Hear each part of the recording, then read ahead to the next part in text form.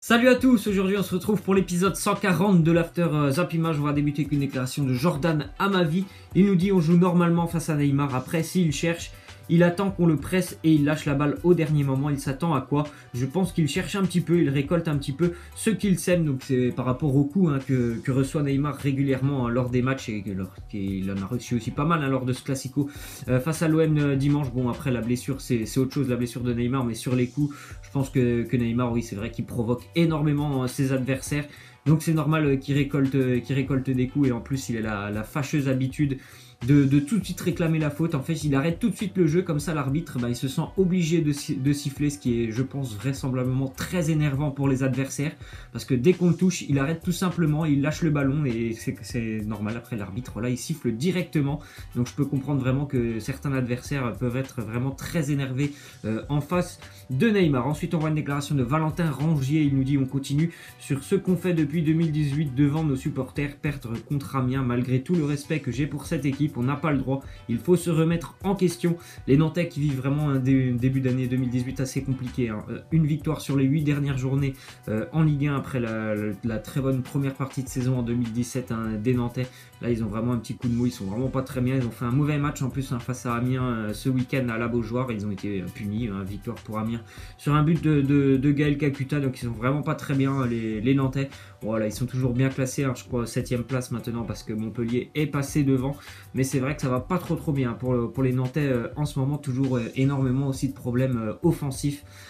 Beaucoup de mal les Nantais à marquer des buts cette saison. On va partir maintenant un petit peu en Ligue 2 avec les statistiques de l'AS Nancy-Lorraine. On rappelle que Nancy était quand même en Ligue 1 l'année dernière. Bon, sur les 42 derniers matchs des Nancéens, donc Ligue 2 compris cette année et la Ligue 1 l'année dernière, c'est seulement 7 victoires pour l'AS Nancy-Lorraine qui est vraiment aux portes de la relégation en nationale.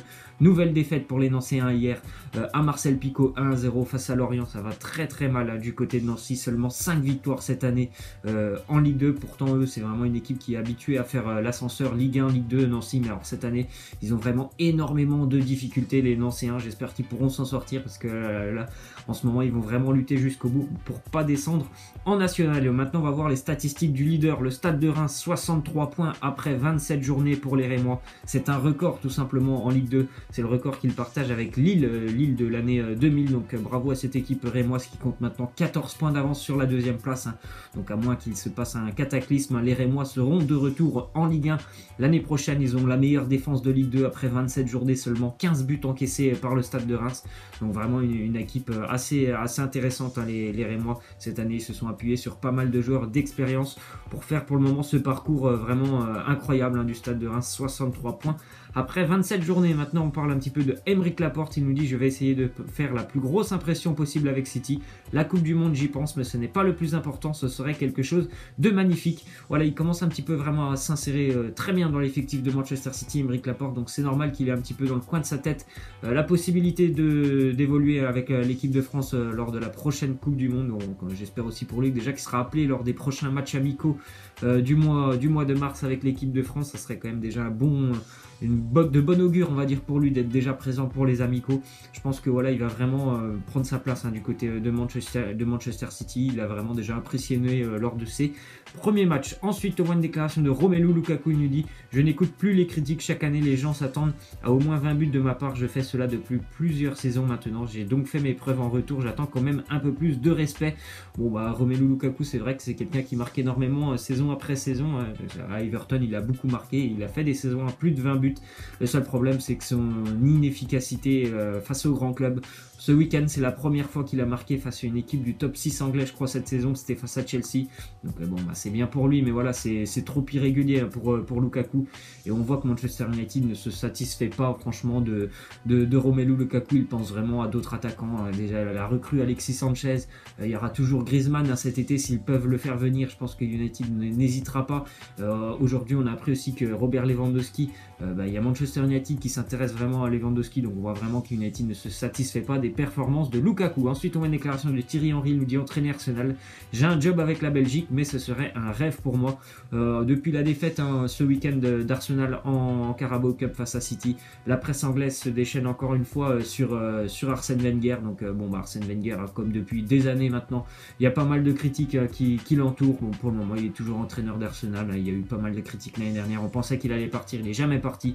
Donc pourquoi pas envisager Thierry Henry dans quelques années, mais bon, c'est quand même assez compliqué d'envisager ça. Thierry Henry, il est seulement adjoint du côté de la Belgique. Je crois même que c'est un entraîneur spécifique de la ligne d'attaque.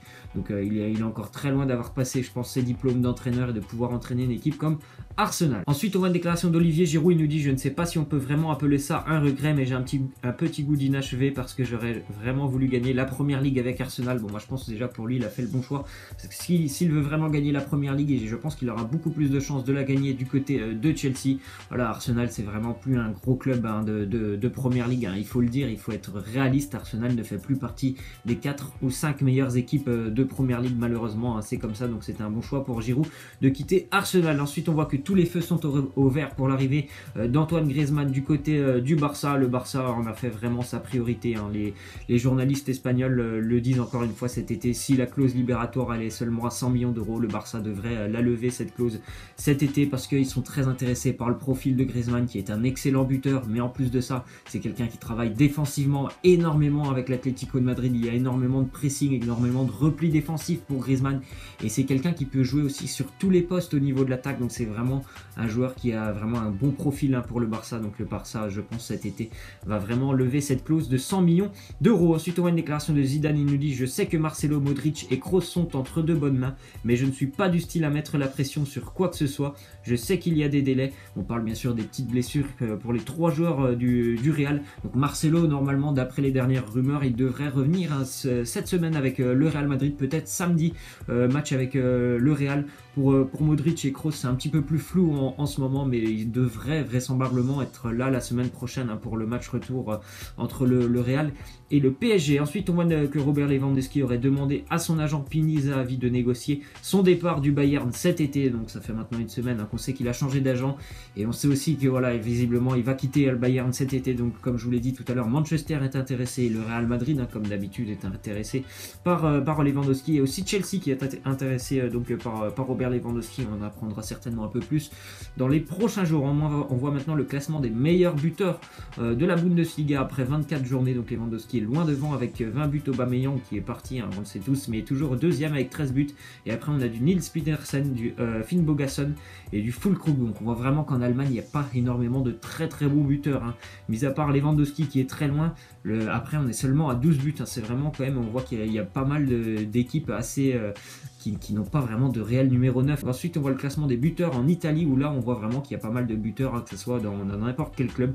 Immobile est toujours premier avec 23 buts, Icardi deuxième 18, Quagliarella 17, Mertens 16, Dybala 14, Higuain 14. Donc on voit vraiment qu'il y a pas mal de clubs qui sont représentés, contrairement à l'Allemagne. Il y a pas mal de buteurs qui sont déjà loin devant, 23, 18, 17. C'est quand même des statistiques assez intéressantes.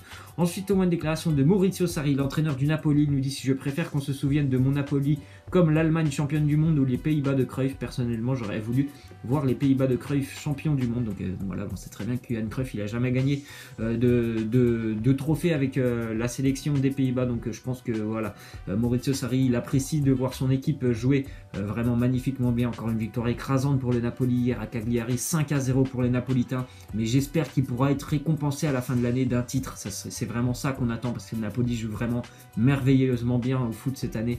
Vous pouvez aller voir d'ailleurs le 3e but hier du Napoli, c'est vraiment magnifique. Il repart du gardien, un petit peu comme City, c'était vraiment beau à voir.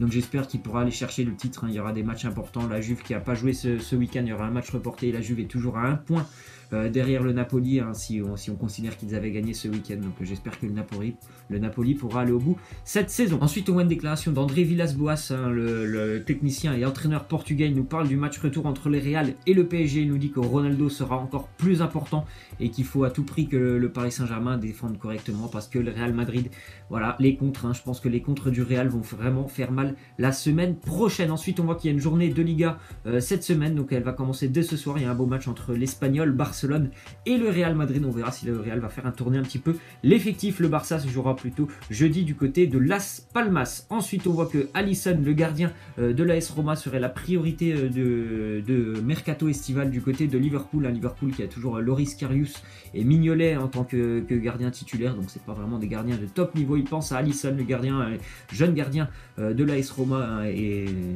le gardien aussi de la sélection brésilienne. Donc ça, il pourrait s'engager du côté de Liverpool cet été. On va terminer donc avec la question de fin qui concerne Monaco. Vous voyez les statistiques de Monaco, 3e meilleure attaque quand même d'Europe, derrière le PSG et Manchester City avec 64 buts marqués et aussi 56 points après 26 journées, seulement 3 de moins que l'année dernière, l'année du titre. Donc est-ce que Monaco est trop sous-estimé? Moi je ne pense pas que Monaco soit trop sous-estimé. Je pense que vraiment là depuis 2-3 mois ils sont vraiment très très bien, les Monégasques, que ça soit en Ligue 1. Ils sont, de toute façon ils sont engagés qu'en Ligue 1. Mais voilà, ils ont assez déçu quand même en Ligue des Champions. Ils ont eu aussi un début d'année assez compliqué. Donc non, je pense pas que Monaco soit trop sous-estimé. Laissez-moi en commentaire vous ce que vous en pensez. Voilà, c'est la fin de cet After Zap Image. J'espère que ça vous aura plu. N'hésitez pas à lâcher des likes, à vous abonner. Moi je vous laisse et je vous dis à la prochaine. Ciao.